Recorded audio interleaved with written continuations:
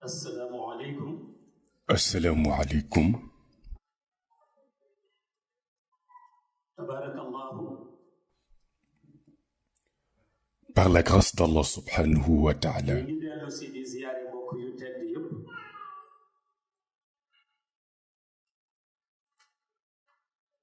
di leen ndokkeel ci bisu barke bi.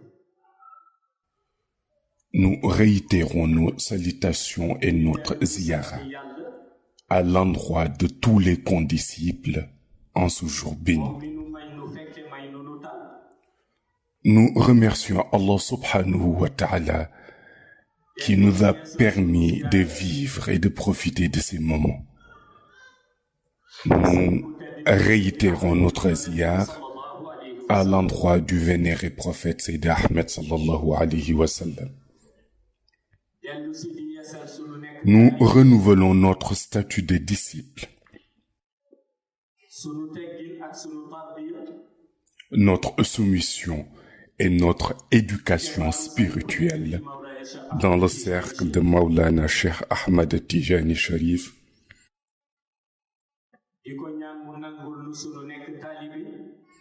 Et lui demandons d'accepter notre statut de disciple, notre soumission et notre éducation spirituelle par sa grâce.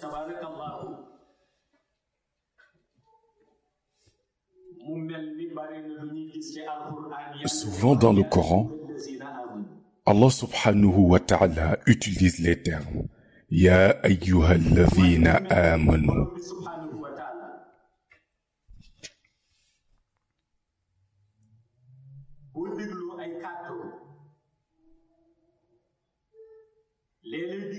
Cependant, si on écoute les paroles d'Allah subhanahu wa ta'ala, on perçoit une généralisation quand il dit Ya ayyuhan nas, s'adressant à toutes ces créatures humaines.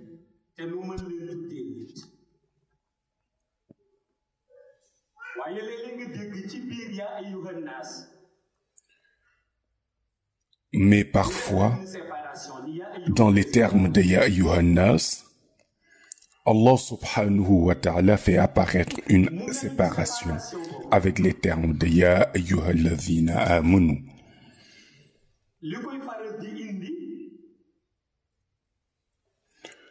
Et cette séparation est souvent due au fait que Allah subhanahu wa ta'ala parle sous un certain niveau. Allah subhanahu wa ta'ala parle dans un certain sens.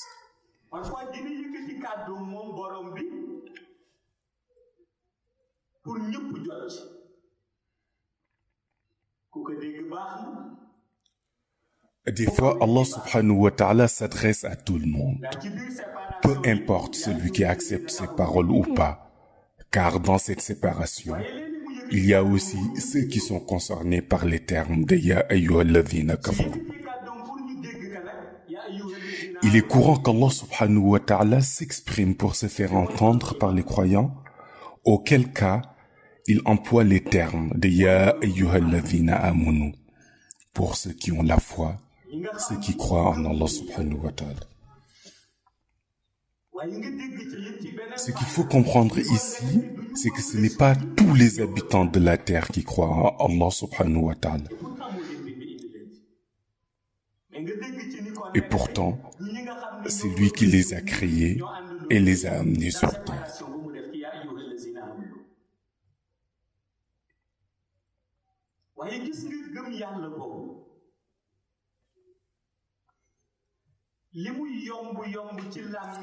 Cette foi en Allah subhanahu wa ta'ala, bien qu'elle soit facile à dire, elle est par contre très difficile à accepter dans son fort intérieur.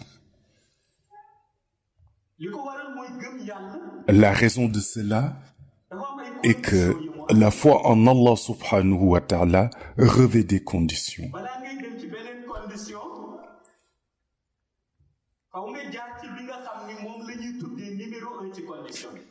A priori, il faut franchir la première condition, qui est la plus difficile malheureusement, et qui correspond à la confiance en Allah subhanahu wa ta'ala, pour passer aux autres conditions suivantes. C'est pourquoi les savants disaient souvent que nombreux sont ceux qui croient en Allah subhanahu wa ta'ala, mais ne lui font pas confiance. Pourtant, la première condition est la confiance en lui. Quel que soit le degré de pratique, si la confiance en Allah n'est pas effective, alors une étape est sautée. Celui qui ne franchit pas cette étape et qui n'accepte pas cette première condition, Allah subhanahu wa ta'ala ne l'écoutera pas. C'est pourquoi il déclare dans le Coran « Ad'ouni stajib lakum ». L'homme a beau prier sans voir sa prière exaucée, parce que la prière n'a pas été effectuée dans la quiétude.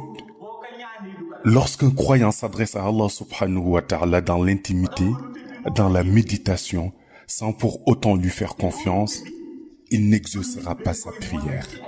Donc la confiance est une condition primordiale. Le musulman réaffirme sa confiance en Allah à travers son comportement. En effet, lorsqu'il a confiance en Allah subhanahu wa ta'ala, ce dernier devient sa priorité.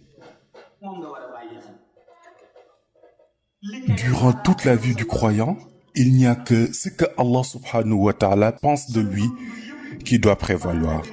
Ce que quelqu'un d'autre pense n'importe pas du tout. C'est Allah qui est le seul juge de la vie de la personne.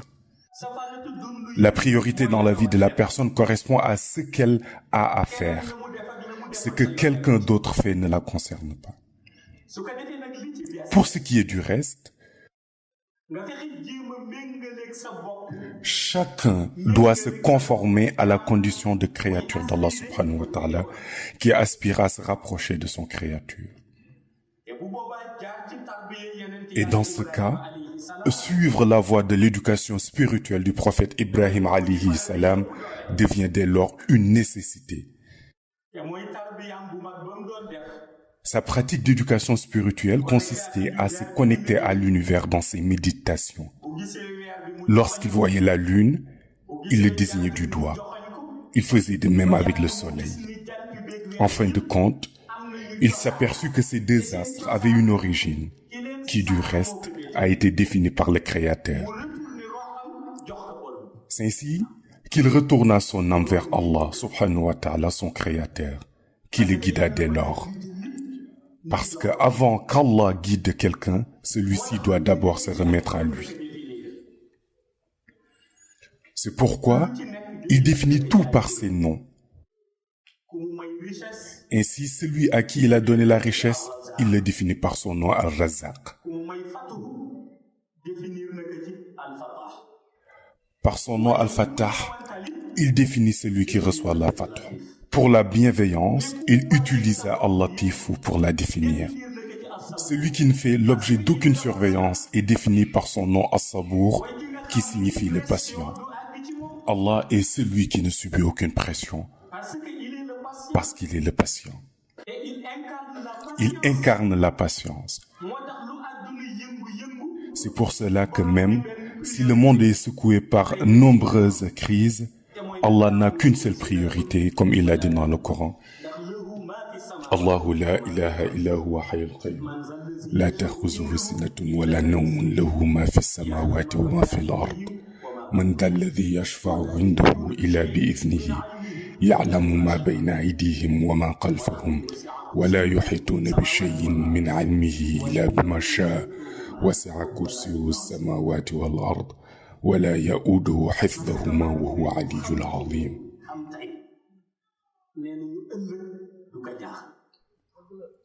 Comme disait un adage des sages, celui qui connaît le passé et maîtrise le présent ne sera pas surpris par le futur. Par contre, celui qui ne connaît ni le passé ni le présent, le futur peut être un danger pour lui parce qu'il n'aura pas de repère. Allah subhanahu wa ta'ala affirme dans le Coran qu'il maîtrise tout ce qui est sur terre et dans les cieux. Cette maîtrise est telle qu'aucune de ces créatures ne peut accéder à lui, quel que soit son pouvoir spirituel, sans son autorisation. Voilà qui correspond à une sécurité inviolable. C'est pour cela que l'homme ne doit chercher la sécurité qu'auprès de son Créateur. En effet, la manière dont il s'est décrit dans le verset Kursiyu, renseigne sur le niveau de sécurité le plus élevé possible. Étant donné que la sécurité lui revient, il est nécessaire d'avoir confiance en lui pour bénéficier de sa protection. La confiance est une nécessité pour le croyant. Elle représente la condition numéro 1 de la foi. Beaucoup de gens peuvent l'invoquer à travers ses 99 noms. Mais dès qu'il s'agit de lui faire confiance, alors les hésitations commencent. Ainsi, il est au courant de voir des considérations du genre « Si je dis ou fais ce qui fâche l'un ou l'autre, cela ne va-t-il pas compromettre mes intérêts ? Et si je me range du côté de l'autre, vais-je encore jouir d'une bonne considération ? Vais-je avoir plus de popularité si je m'accompagne à celui-là ?» Pourtant, toutes ces considérations ne sont aucunement des priorités. Celui qui te donne de façon récurrente de l'argent finira par te dénigrer un jour. Nous voyons pareil fait se produire souvent. Celui qui connaît tes secrets t'humiliera publiquement un jour. Le guide sur lequel tu t'appuies par esprit partisan te laissera esseler à sa mort.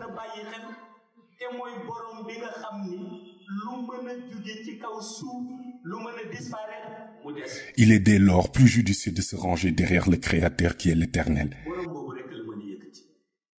Il est le seul à pouvoir t'élever. Sinon, rien d'autre ne peut en vérité t'élever durablement. Mawlaye Cheikh Ahmad Tijani Cherif disait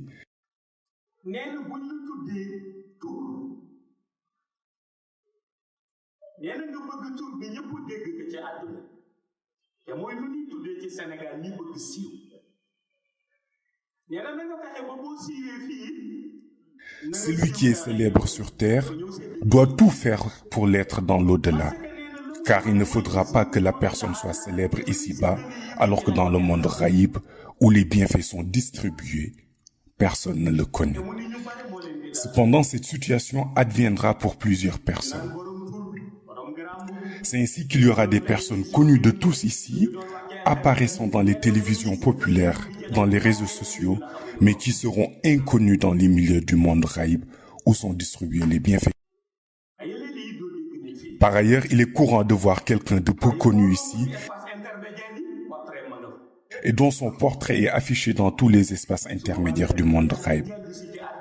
Dans le premier cas, il sera nécessaire de revenir sur terre pour rectifier. C'est pourquoi une telle situation mérite une attention particulière. De toute évidence, il n'est pas possible de vivre dans ce principe sans avoir confiance en Allah subhanahu wa ta'ala. C'est pourquoi lorsque la personne a confiance en Allah, il lui accorde à la fois la connaissance de ses mystères cachés, le pouvoir, et lui fait vivre dans la certitude absolue. Parce que si Allah se lie d'amitié avec quelqu'un, il lui donne la quiétude. Cette dernière permet de vivre à chaque instant à la compagnie d'Allah subhanahu wa ta'ala.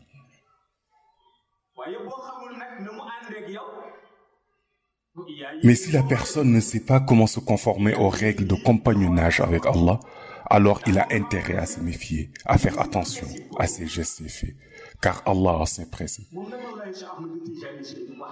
C'est pour cela que Mawlaye Cheikh Ahmad Tijani recommande l'appropriation de ces principes par tous les disciples de la confrérie Tijani.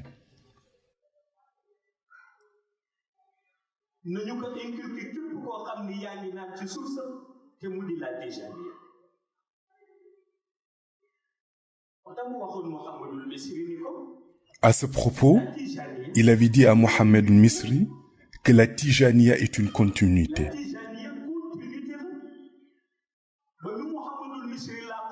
C'est la raison pour laquelle, lorsque celui-ci fut rappelé à Dieu, plusieurs de ses disciples renouvelèrent leur affiliation dans la confrérie Tijani. Cette continuité se traduit par le câble qu'Allah subhanahu wa ta'ala a enseigné dans le Coran. وَاعْتَصِمُوا بِحَبْلِ اللَّهِ جَمِيعًا وَلَا تَفَرَّقُوا. Cependant, nombreux sont ceux qui disent qu'ils sont accrochés au câble alors qu'ils ne le voient même pas, car le câble est invisible. Ce qui traduit sa visibilité, c'est la relation entre voisins, entre personnes de même famille et entre ceux qui entretiennent une bonne relation entre eux. Le câble est invisible car il relève du domaine de l'âme. C'est pourquoi une parenté de lumière est plus forte que celle de la consanguinité. À ce propos, Allah subhanahu wa ta'ala a affirmé qu'une relation consanguine, si elle ne se termine pas dans ce monde ici-bas, il y mettra fin dans l'au-delà. يوم يفر المرء من أخيه وأمه وأبيه وصاحبته وبنيه لكل امرئ منهم يومئذ شأن يغنيه.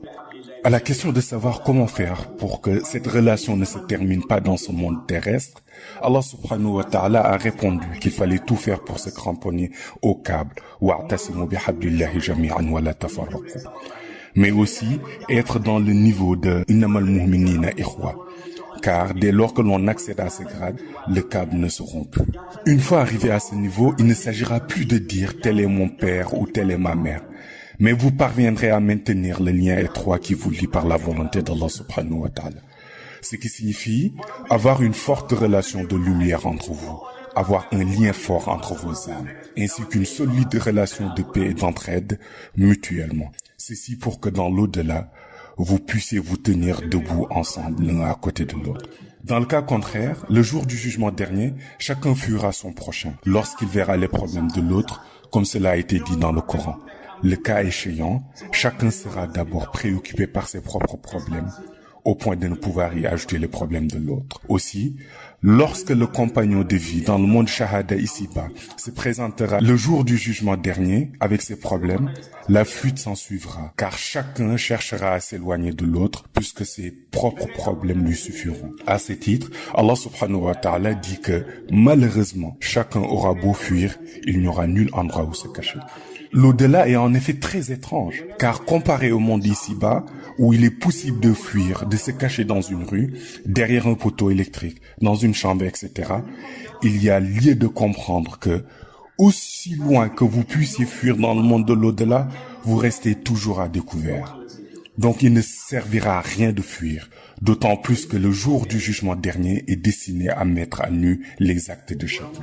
Ainsi, celui au visage lumineux sera reconnaissable et ce sera pareil pour celui qui aura un visage ténébreux. Les gens n'auront pas le privilège de désigner les personnes lumineuses, mais c'est Allah subhanahu wa ta'ala qui en aura l'exclusivité. De la même manière, les gens ne désigneront pas les personnes pourvues de bienfaits, mais plutôt Allah subhanahu wa ta'ala en aura la charge exclusive. Ainsi, il ne sera laissé aux gens le soin de désigner ceux qui seront positionnés à un niveau inférieur au leur. C'est Allah qui désignera la place de chacun.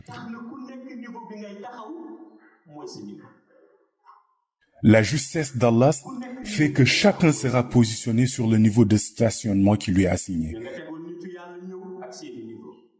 Les personnes que certains considéraient comme étant des saints seront placées sur le niveau qui leur est dévolu. Peu importe si leur position déçoit ceux qui les prenaient pour des saints.